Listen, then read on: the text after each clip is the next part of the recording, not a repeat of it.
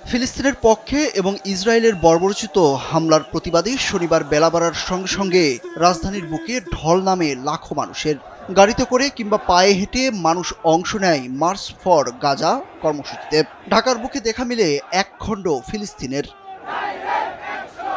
পুরো বিশ্ব দেখেছে ফিলিস্তিনের নির্যাতিত মানুষের প্রতি বাংলাদেশিদের আবেগ ও ভালোবাসা।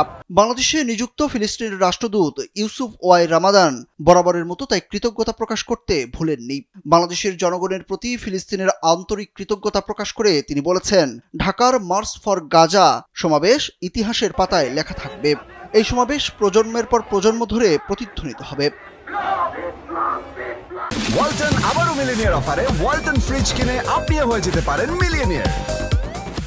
ফিলিস্তিনের রাষ্ট্রদূত ইউসুফ ওয়াই রামাদান শনিবার গণমাধ্যমে পাঠানো এক বিবৃতিতে এই কৃতজ্ঞতার কথা জানান। ফিলিস্তিনের রাষ্ট্রদূত বিবৃতিতে বলেন, ঢাকা তার অতুলনীয় আন্তরিকতা দিয়ে বিশ্বকে অবাক করে চলেছে। 12 এপ্রিল বিশ্ব যা প্রত্যক্ষ করেছে তা ইতিহাসের পাতায় ফিলিস্তিনি জনগণের প্রতি সমর্থন ও সংহতির অন্যতম সেরা ঘোষণা হিসেবে লিপিবদ্ধ থাকবে, যা সীমান্ত এবং প্রজন্মের পর প্রজন্ম ধরে প্রতিধ্বনিত হবে।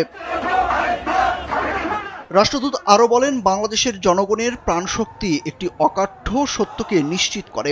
বাংলাদেশ তার পুরুষ ও নারী, তরুণ ও বৃদ্ধ উভয়ের মাধ্যমে ফিলিস্তিনি জনগণকে স্বাধীন ও স্বাধীনতার সংগ্রাম চালিয়ে যাওয়ার জন্য শক্তি, উৎসাহ এবং নৈতিক প্রতিরোধ প্রদানের সিদ্ধান্ত নিয়েছে। বাংলাদেশিদের মতো মহান জাতি খুঁজে পাওয়া বিরল।